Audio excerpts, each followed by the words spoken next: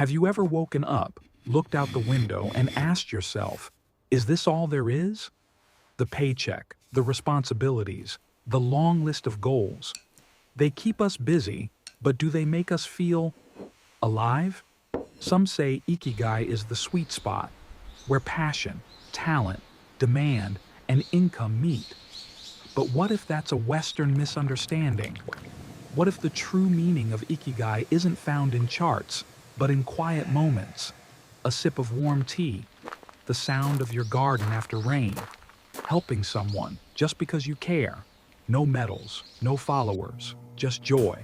Subtle, daily, yours. In today's video, we'll travel through time and heart, uncovering how the Japanese live with purpose, not through ambition, but through attention. And maybe, just maybe, you'll rediscover a part of yourself you've been missing. Most people think they already know what Ikigai means. They picture a colorful Venn diagram, 4 perfect circles overlapping in harmony. What you love, what you're good at, what the world needs, what you can be paid for. Sounds neat, right? It feels logical, balanced, ambitious. But here's the thing. Ask someone from Japan what Ikigai means, and they'll probably raise an eyebrow. Not because the idea is wrong, but because it's not Japanese. That famous diagram? It wasn't born in Tokyo. It first appeared in a blog post by a Spanish astrologer in 2014, later popularized in business seminars and TED Talks. It took a beautiful, ancient word and turned it into a strategy for productivity. But Ikigai was never meant to be a tool to optimize your career path. In Japanese, Iki means to live. Gai means reason or worth. Put together, a reason to live. Simple, deep, not necessarily profitable. For centuries, Ikigai has described something far more personal. The quiet joy of doing something meaningful, even if no one notices, even if no one pays, even if you're not particularly good at it. So how did we get it so wrong? Maybe because we're always searching for answers outside of ourselves. We want formulas, frameworks, quick fixes. But some truths, especially the most human ones, can't be diagrammed. They must be felt. So before we go any further, pause for a second. Ask yourself, what's one thing you do that brings a spark of peace? No applause, no reward, just peace? That feeling might just be your true Ikigai. The heart of true Ikigai. So, if Ikigai isn't about money, skill, or being useful, then what is it really? In Japan, Ikigai is often quiet, modest. It doesn't need to change the world. It just needs to make your world a little warmer. It's the feeling of tending to your garden in the early morning, writing a letter to someone you love, carving wood by hand, knowing no one else will ever see the details. But you still shape every corner with care. It could be sharing tea with your neighbor, or walking your dog the same path you've walked for 20 years. There's no applause, no trophies. Yet inside, there's peace. There's presence. A Japanese grandmother once told her grandson, "My Ikigai is making miso soup every morning." He laughed at first. "That's it?" She smiled. "It keeps our family warm. That's everything." In the West, we often link worth to output, to goals, to visible success. But in Japan, Ikigai is often hidden in the process, not the result. It's not about being the best. It's about being with the moment. You don't need to master a craft, change careers, or start a movement. You simply need to ask, what brings me alive, even just a little? When I do it, that tiny spark, done daily, is more powerful than a firework that fades. So instead of chasing more, what if we noticed what's already here? In the next chapter, we'll explore the traps so many fall into when they try to force Ikigai to fit into society's mold, and how that pressure slowly erodes the joy we once had. The trap of benefits. Somewhere along the way, we started asking a different question, not what brings me joy, but what will this get me? Will it earn money? Will it build my resume? Will people notice? Will they clap? And just like that, we stepped into the trap. We begin doing things not because they feel meaningful, but because they look meaningful. We measure worth in likes, promotions, or dollars. And when those fade, or don't come fast enough, so does our motivation. Here's the danger. When joy depends on external rewards, it becomes fragile. What happens when the praise stops? When the job ends? When no one's watching? A once loved activity can turn into a burden, a chore, even a source of anxiety. You may begin to say, I used to love this, but now I just feel tired. That's not because you lost passion. It's because the pressure to perform stole the pleasure of being. In Japanese culture, there's a quiet wisdom. Do it for its own sake. No chasing, no comparing, just doing. One elderly calligrapher once told a reporter, "My hands shake now. My lines are no longer straight. But I still wake up early to draw, because when the brush touches paper, I feel at peace." There's no client, no goal, no outcome to impress. That is Ikigai untouched by benefit. That is joy that doesn't need an audience. So ask yourself, what have you stopped doing because it no longer paid off? What would you return to if no one judged the result? Because sometimes the most meaningful things are the ones we stopped valuing, simply because they didn't make sense anymore. Ikigai in the old Japan. Long before the word Ikigai became a buzzword on the internet, it lived quietly in the hearts of ordinary people in Japan. In the narrow streets of Kyoto, a craftsman would wake at dawn to carve a single piece of wood, not for fame, not for fortune, but because in that moment, chisel in hand, he felt alive.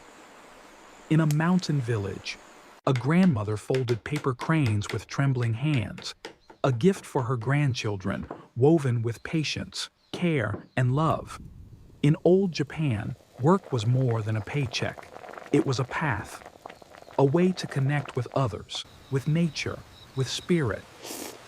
Jobs weren't careers the way we define them today. They were roles in a greater harmony. The fisherman knew the tides, the potter knew the fire, the gardener knew the rhythm of the seasons. And through this deep connection to process, something beautiful happened. Work became worship. They called it shokunin kishitsu, the artisan spirit, a devotion to excellence, not because someone was watching, but because you were. One tea master once said, "It's not about how many guests you serve, it's about whether the tea feels sincere." Even sweeping the floor, if done with presence, could be Ikigai. Because Ikigai was never about what you did, it was always about how you did it. This spirit still lingers in Japan today, in the quiet bow of a shopkeeper, in the perfect packaging of a bento box, in the silence between notes of a bamboo flute. There's no rush, no noise, just care, just soul. So as we marvel at Japan's timeless craftsmanship, we begin to see Ikigai isn't something you achieve. It's something you bring into whatever you do. In the next part, I'll share a moment from my own life and the simple words of a mentor that changed everything. The lesson of the thin paper.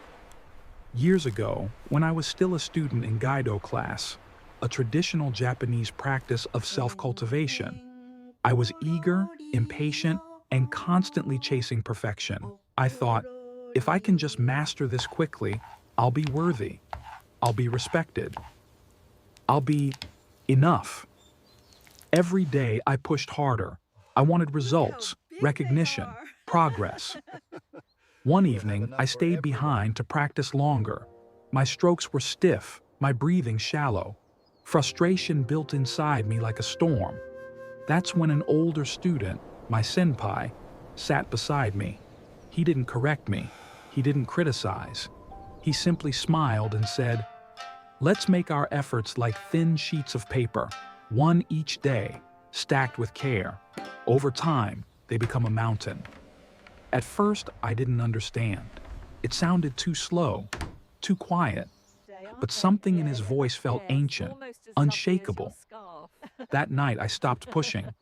I took one slow breath, one calm stroke, and for the first time in weeks, I felt peace. It wasn't progress I had been missing. It was presence. Since then, that phrase has never left me. One sheet of paper, every day, not glamorous, not urgent, but honest, steady, true.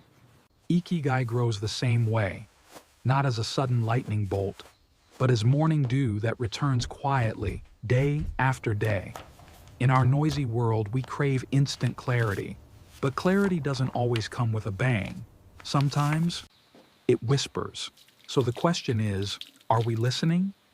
In the next part, we'll explore how anyone, yes, anyone, can begin cultivating their Ikigai, not by finding it all at once, but by growing it with care. Cultivating your own Ikigai. So, how do you find your Ikigai? Maybe that's the wrong question. Ikigai isn't something you find, like a treasure buried under years of searching. It's something you grow, like a garden you tend, day by day. You don't need to quit your job, move to the mountains, or reinvent your life. Start where you are. Look closely at your day. What's one thing, just one, that brings a quiet smile? Maybe it's preparing your morning coffee, watering your plants, writing in a journal, or talking with a neighbor at the mailbox. It doesn't have to change the world. It just has to remind you that you're alive. Try this. For 1 week, at the end of each day, write down one small moment that made you feel grounded, present, joyful, even if just for a second. Then ask yourself, how can I make space for this more often? Ikigai grows in the soil of simplicity, not in chasing peak experiences, but in honoring everyday ones. Think of it like placing pebbles in a jar. One peaceful moment, then another, and another.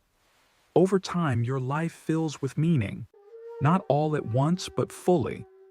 And if you miss a day, that's okay. A garden doesn't grow from perfection, but from patience.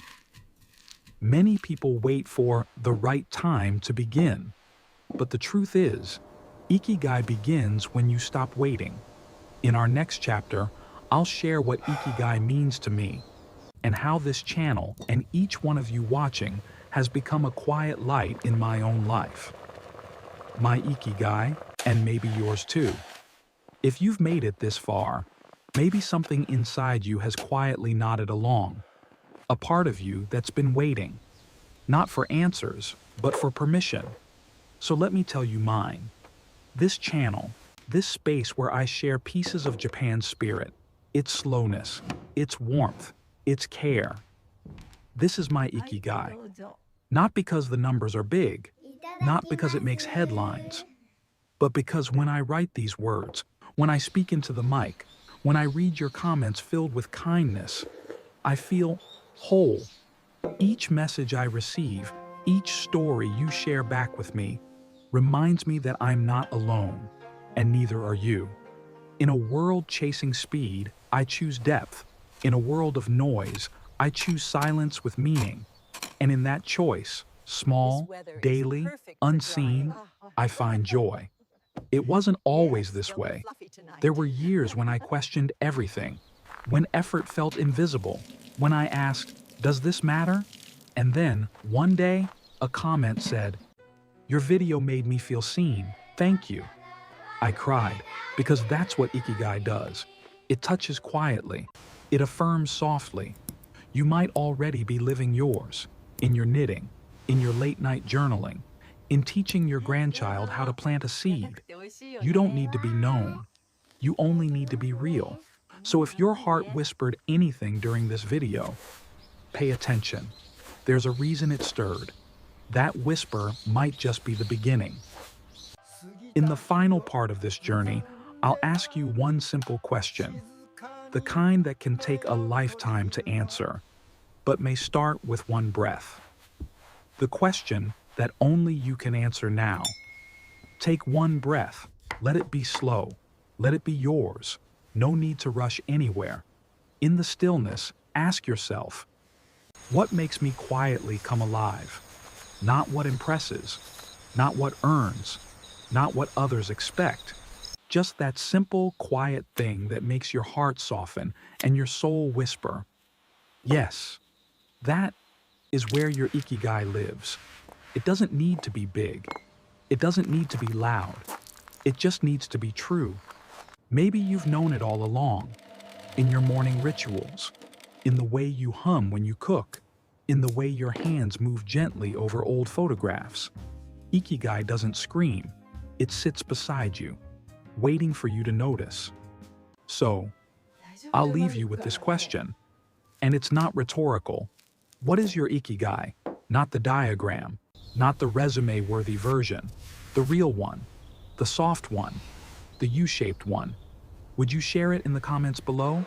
Not just for me, but for someone else who may read it and feel a little less alone. Because when we share our quiet joys, we light lanterns for each other. And this world, this noisy, hurried, complicated world, becomes just a little more human. Thank you for being here. Thank you for listening. If this video touched something in you, like subscribe and stay with us. There's more beauty ahead. Let's keep walking together. One small step, one thin paper, one breath at a time.